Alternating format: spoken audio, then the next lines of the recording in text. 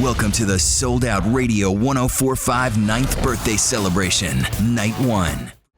It's like what Hulk Hogan trains in. Dude, you guys, can you pan over to Mike Jones real quick? You can't? Mike, just come into the shot real quick. It's like official wrestling gear. It's what he trains in. Pants. They're pretty amazing. Rex Kwando. Yeah, it's Jesse. They'll We're rip climb in the backstage cage. live, night one of the 9th birthday show with Catfish and the Bottlemen. Hello. Bondy and Van McCann. Hello, Bond. I'm going to say hi to each other. Van McCann the man and Bondy. Dudes, really happy to have you back. Thank you. So, we have a new album. We do. Don't we, Bond? Yeah, we do. I think you do. Yeah. Yo, this album gives me the major feels. Yeah. It's like, what? Thank you. What are the major feels? We've not heard that expression really, have we? Major feels. Like I want to go into it like a couple tracks if you guys are cool with that. Yeah. Now, I guess the album for me, I don't know if maybe there's a theme to it, maybe there isn't. What I get from it is kind of like it's dealing with life on the road and trying to be a regular person and, maintain relationships and family and regular life, but also touring and trying to find that balance. But I could be completely wrong. What is the album about to you and to you guys? Lyrically or just in general, what's it mean to us? Is that what you're saying? In general, it's the same as what it was with the first one, really. It's just writing songs to be taken out on the road. We always write songs to be played live, not, kind of, if we get on the radio or TV and any of that stuff or sell loads of albums, then that's just a perk to it. We've always written songs to play live shows. So in terms of the way it was written and what it was aimed at was always the same thing, wasn't it, really? Just filling up venues, making people... I think lyrically about it, what I liked was the way Steve Lamacq described it. He was a DJ back home for the BBC. What was it he said? He said it sounds like a lot of the lyrics have been written over the phone, like conversational style. That's what I'm feeling from a lot of something like that. Yeah. I guess lyrically, it's the first album was more, the people I was writing about were 5 minutes away from me. Right. Whereas now they're kind of always hours away from me because I'll be in Philadelphia and they'll be back home or wherever, right. So sure. So lyrically, I guess the distance grew in it, and then that made the sonics, the sound of it, grow a bit wider, and totally. I think just all round it got a bit bigger, a bit more cinematic, the sound, and a bit more simpler, I'd say. Simplified it, made it, tried to put a lot of weight around the music so it felt big, it felt like big... It always does to me. You guys you. have such a great way of making these big, massive anthemic songs with sensitive, like really thoughtful lyrics. It's brilliant. That's very kind. I kind of want to go into like a couple tracks, for starters 7, which kicks the album off. Yeah.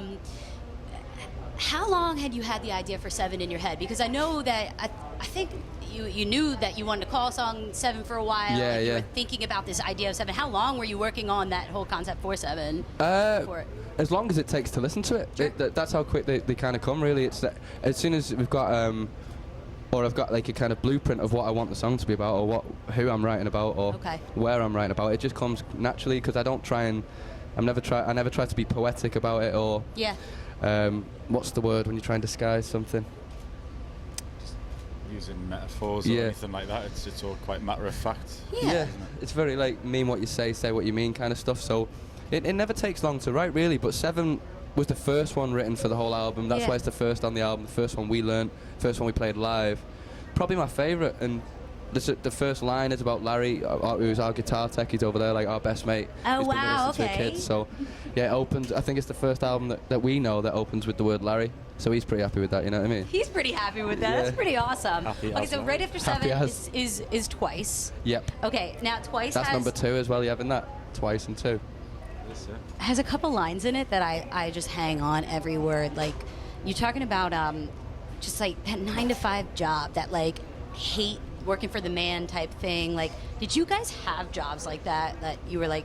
Twice is more like about falling for something twice, then not doing it the third time. Do you know what I mean? And like kind of being okay with the people's kind of idea of the finer things in life. For me, it's like red wine and steak, but for me, it's kind of just sitting on my washing machine having a smoke with the music on. So yeah. it's kind of appreciating being idle for a bit. I think having days off and that one. But were you going to say dead end jobs? Did we have dead end jobs? Did you? Yeah, no. There is what line? I forget what the line. You had some stinking jobs. You did. Yeah. No, because you call out of work. It's something like you call out of work. I'm not going to do it like anymore. Like all the times I said, okay. There is a theme in a couple of the songs though that you guys had kind of like referenced, like the dead end job, like working for whatever. Recently, like, did you have jobs like that? Like we recently had to like reapply for our visas to come over here, and they asked for a list of everywhere we'd been in 15 years, every old passport number, and also every job we just had.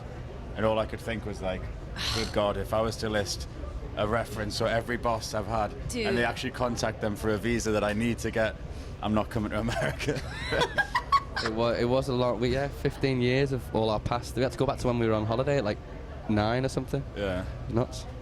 There's been some truly shocking jobs over the years. This makes it all the more grateful for doing things like this. Yeah, this is pretty nice. I guess just listening to the album in and out. I like Glasgow. I love that. It's like short, it's quick, it's simple. It's Thank you. You kind of like acoustic. Yeah. There's something about the album too that you guys have found a way to maintain your sound, but you guys like trickled with a cool, I don't know, different type of vibe. A couple of the songs has that, but some people were referencing like a little bit of like an Oasis feel to it, maybe like Arctic Monkeys. Mike, who you just saw in here with those crazy pants, he wanted me to ask you, Team Liam or Team Noel for Oasis? Owen, I don't think you can pick a team if you're an Oasis You can't. fan. You can't do it. It's You not. just can't. If you're saying Team Oasis, it's both of them, isn't it? But Yeah, Oasis is. So you couldn't do like a Marathon, team. isn't There's it, no really? Liam or it's no. the pair of them. I love his voice and I love Noel's songs, so it's one of them really. They have. Also, there's sort of no doubt that the new album of ours is quite reminiscent of that because we worked with Dave Sardi. Yeah. Produced a lot of Noel solo stuff and Don't Believe the Truth for Oasis, and That was my favourite record of Oasis as well as Yeah. that one he did. And when he produces an album, he puts his stamp on it in the sonics and the drum sounds and the guitar sounds. Yeah.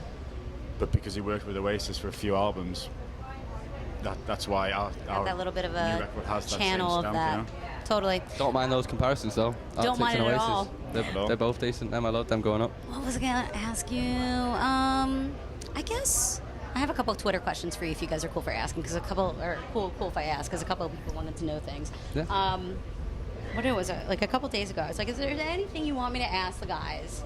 You know. Their PIN number and Those are sort pretty code. good questions. if you're watching, you will be. Tasha at Bila Goddess on Twitter. What's it like finally having a second album? And what's one song that? How about this one? What's one song that reminds you of your childhood? Childhood. What's it like having You a know when you get given like a medium to play music on when you're younger, whether it's a record player or a tape machine or whatever, and you don't really get a choice in what the music is because you've just been given it. Yep. So when I got given a record player, me and my brother had a choice of a TV or a record player that my grandma was going to throw up, and I chose the record player, and it had an RCA awesome. pressing of the Saturday Night Fever soundtrack and Alvin Stardust were the two vinyls that we got. So anything off the Saturday Night Fever soundtrack reminds me of That's getting into music. amazing. Every year with my dad, I used to watch like this DVD, Van Morrison. I think it was live at Montreux in 1980, I think, and he opened on this kind of 7-minute rendition of the song Wavelength, and it was kind of massive crescendo of noise, and then he just brings everything to a halt with his hand, and the band just stops, and he just drops in him singing. Crowd control. It's gold. Unbelievable. Yeah, so that's one for me. I watch that every year when I'm at home with my dad. You know, for Christmas, New Year kind of vibe. Always have that one on. All right. Rock on. All right, so this is Ben at Ben Yankeltis. I'm sorry, that's a very strange Twitter name. Yankeltis. Would you set I'm sorry. I love this one. What brand guitar does Van like the most? Oh, I'm not. Bondy's the guitars, man. I get. There's a guy in Sardi's studio where we recorded who's like kind of Sardi's. In-house. Go-to guy. Turn to, yeah, basically. Oh, and he just fixes everything, builds everything. So I get really cheap old Fenders and then get him to customize them up.